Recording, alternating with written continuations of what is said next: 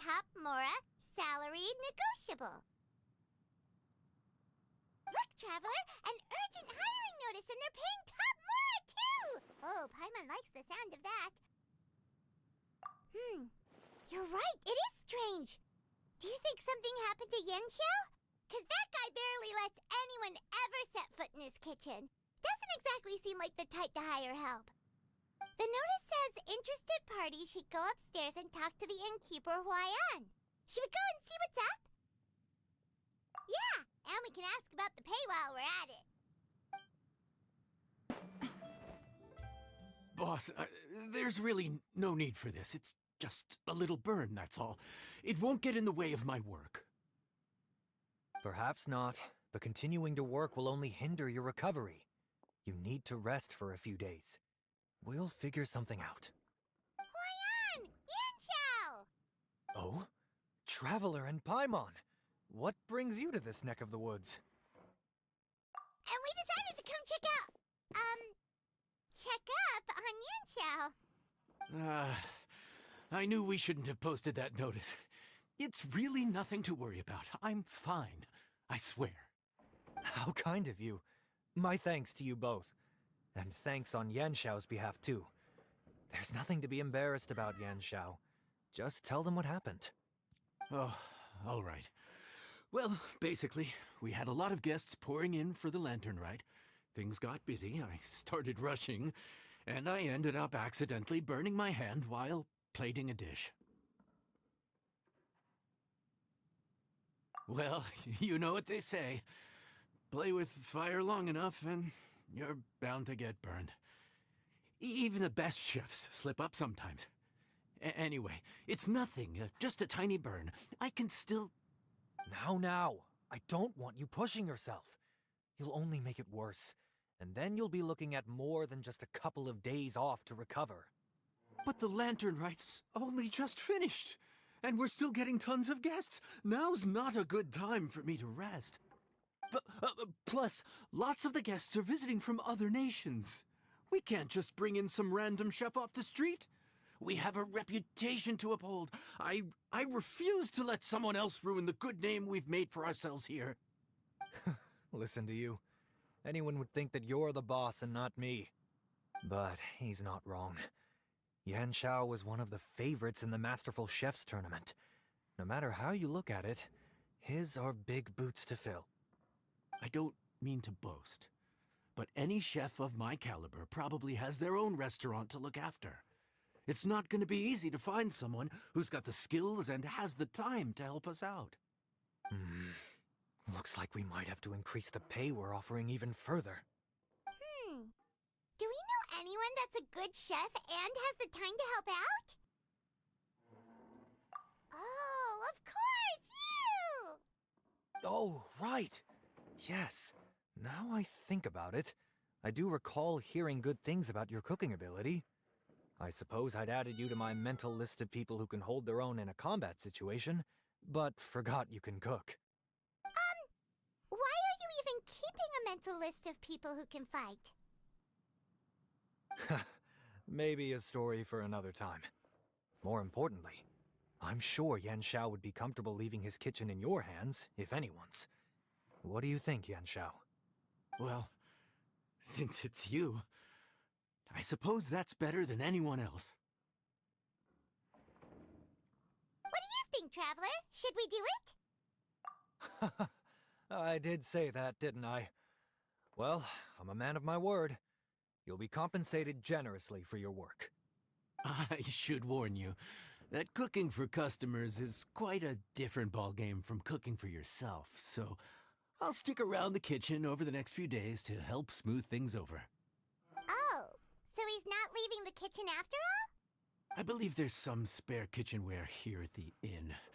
Boss, would you mind? Of course, of course. I'll take care of it.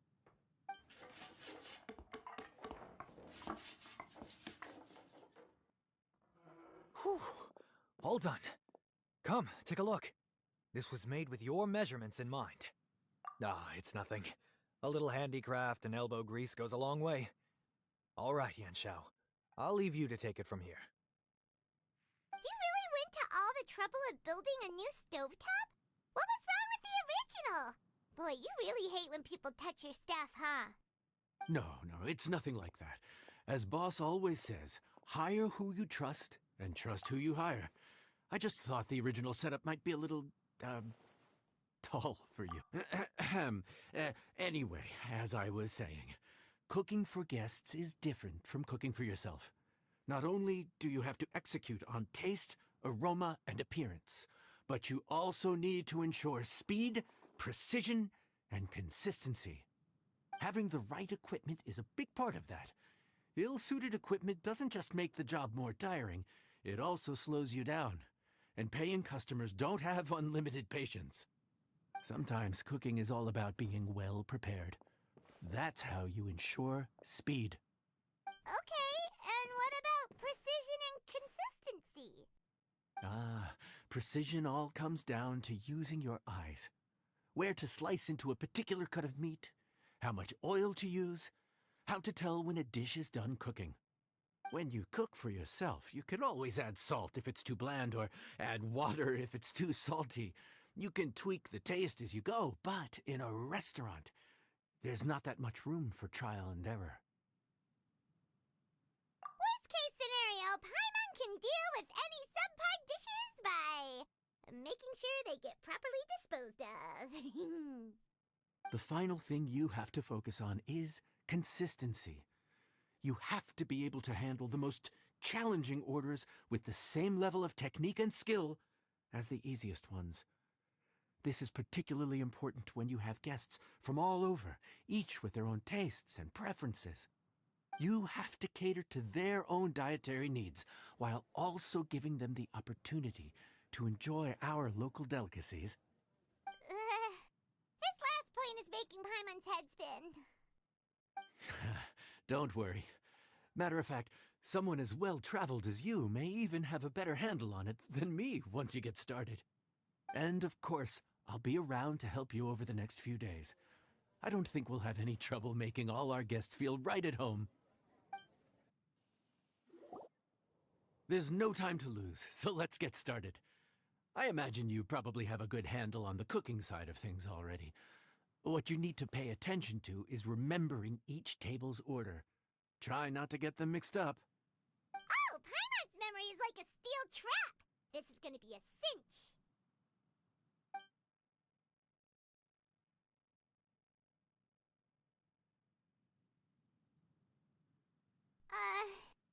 Which ticket are we on again? Table 1 was onions, but no chilies. Table 2 was chilies, but no onions. And table 3 was, table 3 was chilies, but hold the chilies? Ah! Was Paimon just sleep floating? We didn't even get a break in the middle. Paimon's brain has turned to mush. Is it always this busy here? No, but this is peak season. You both did a mighty fine job for your first time serving guests at the inn. Luckily, all our customers were familiar faces this time around, so we didn't get any strange requests. Otherwise, today would have been even more challenging. No strange request? Someone asked for almond tofu drizzled in soy sauce. Even Paimon has never tried that combination. It's a wide world out there. People have all kinds of different tastes. Being able to cater to all is the real essence of Liyue cuisine. Also, the thing about requests is that they're usually very specific. So as long as you do what they asked, you're unlikely to have any issues. What's really tricky is when guests give you free rein to do anything you want. Excuse me. Are you still open by any chance? Huh? Paimon knows that voice. Let's go check it out! What should we do? It doesn't look like anyone's here. If only we'd gotten here a bit sooner. It's all right. If we start building a campfire now, we'll be eating before too long. Right. Besides, if anyone's to blame, it's Lyney. So busy being a greedy culture vulture that he lost track of time. Lynette, Freminet, it is you!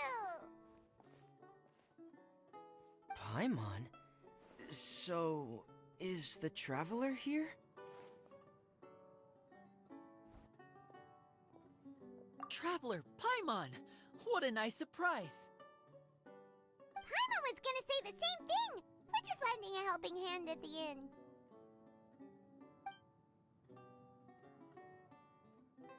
Anyway, so that's how we ended up here. But what about you guys? Don't tell us. No, quite the opposite, actually. We're in Liyue on vacation, and while we're here, I thought a cultural tour might be in order. Father said we deserve some rest after everything that happened recently. Otherwise, it could jeopardize our next mission. It's not every day we get this kind of opportunity. Lyney thought it might be fun to spend some time in Liyue, especially since it's lantern rite season. We could hardly pass up the opportunity to watch a Liyue-style magic show. Although, I think they call it conjuring here. In our time here, we've seen conjuring tricks incorporated into a Liyue opera show, and even a wushu dance. It was amazing. So, we decided to stay here for a few more days to see what other forms of inspiration this land might have in store for us. We visited Granny Roshin in Qingsa village not long ago, and today we continued our cultural tour in the area around here. In the end, though, we lost track of time. We haven't even eaten anything yet. And speaking of eating, as you know, seafood is a big part of both Liyue and fontaine cuisine, but it's cooked very differently here. We simply had to try some local seafood after coming all this way. That's another reason why we decided to extend our trip. Oh, need any recommendations? What have you tried so far? That fish one with the misleading name. Sounds bland, but it's drowning in hot chilies. Oh, you mean blackback perch soup? You're right, the name doesn't give much away. It looked and smelled so appetizing that Lynette took a huge mouthful, blissfully unaware that she was about to set her mouth on fire. She could barely speak for the rest of the day after that. Luckily, that wasn't a huge adjustment for her.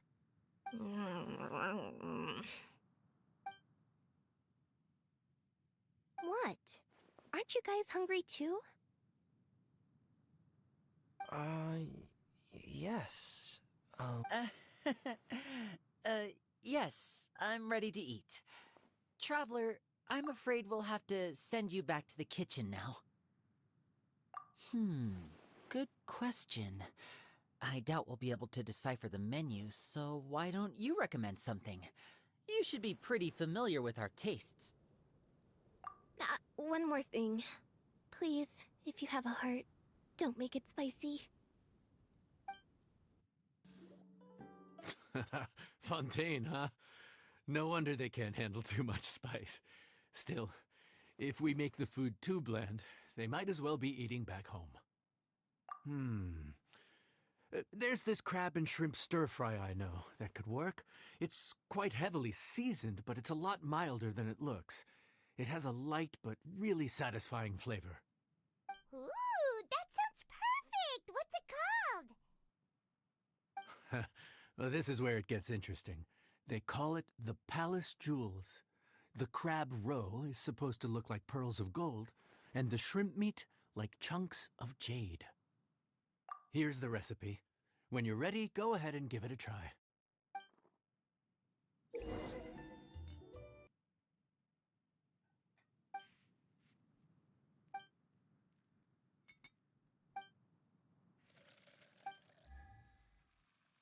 I got a new letter from an informant. Looks like the situation has changed again.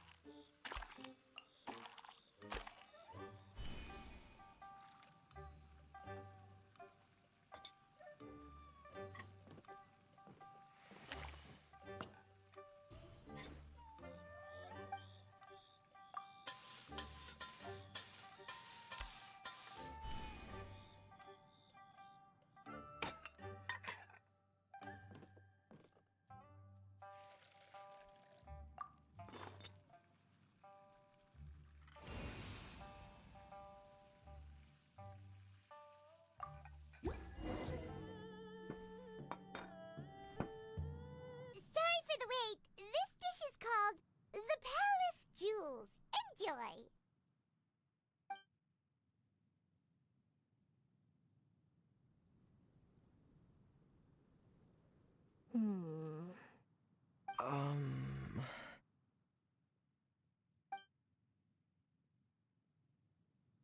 Yes. We meant to say, you two must be tired after a long day of work. Do you want to eat with us? Oh, now that you mention it, Paimon is a little hungry. Well, if you insist, then who are we to refuse? Oh, right, of course. You're still our customers. Why aren't you eating? The sauce looks a little overpowering. According to Liyue custom, it's probably good table manners to let someone else go first.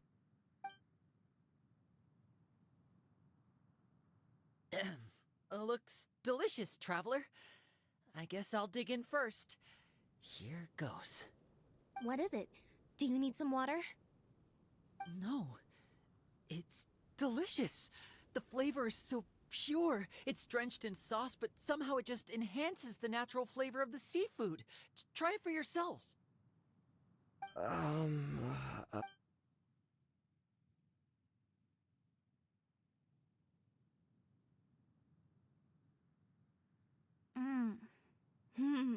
What is that? Crab roe? Yep, you have quite the palate, Lynette. No wonder it pairs so well with the shrimp meat. I've never seen it prepared this way before. According to the creator, chewy crab complements succulent shrimp, making a spectacular seafood ensemble with a succulent flavor and luscious mouthfeel. The crab roe glitters like pearls of gold, and the shrimp shines like chunks of jade. Hence its name, the Palace Jewels. So that's where the name comes from. Huh. I suppose it's quite fitting then. Was Paimon always this well-spoken? This dish must be right up your alley, Lynette. Huh? It's half gone already? When did that happen? I heard that in Liyue. The biggest compliment you can pay to the chef is to leave a clean plate. It's delicious. Thank you ever so much. Wait, don't fight over it! Hey, leave some for Paimon! So your friends like the dish, huh? Well done. Not bad at all for your first day on the job. There'll be more to come, so keep it up.